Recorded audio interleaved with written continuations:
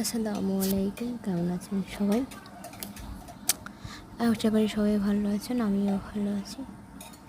তো জীবনের কিছু কথা আর কি, সবার জীবনেই ঘটে, সবার যেমন কোনো না কোনো কথা থাকে, আমার জীবনেও আছে, আমি ব্যতিক্রম না।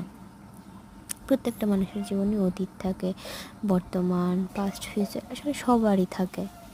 ভালো খারাপ নিয়ে এই জীবন, সবার জীবন তো আর কেউই বলতে পারবে না যে আমার জীবনে কোনো খারাপ কিছুই নেই, বা কেউ বলতে পারবে না যে আমি সব সময় সুখী। সবারই মনে করেন দুঃখ আছে, সবার সুখ আছে।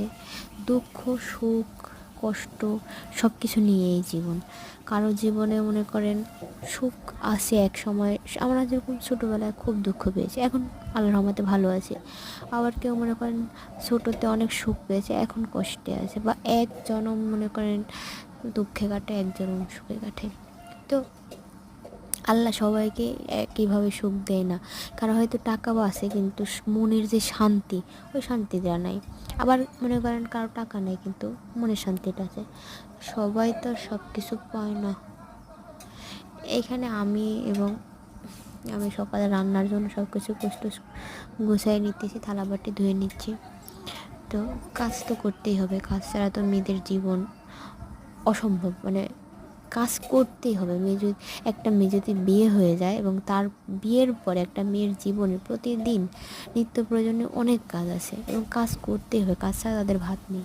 একটা মেয়ে যখন শ্বশুর বাড়িতে আসে তখন তার কাজ না করলে ভাত হবে না, কাজ না করলে তার সন্তান কী খাবে, কাজ না করলে তার স্বামী কী খাবে, রান্না না করলে কী খাবে, কীভাবে সংসার চলবে, এরকম। কিন্তু একটা মেয়ে যখন বিয়ের আগে বাপের বাড়িতে থাকে তখন তার চিন্তাই করতে হয় না যে আজকে কী রান্না হবে, কী খাবে, কী করবে, কোনো কিছু চিন্তা করতে হয় না।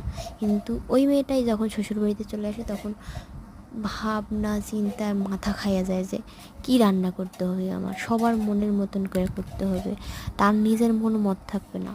একটা মেয়ের কখনোই নিজের মত থাকে না, মতামত তার প্রয়োজনই হয় না। সবার যখন মতামত দেয় তখন নিজের পছন্দ, নিজের কোনো কিছুই মনে থাকে না, তখন সবার জন্য করতে করতেই দিন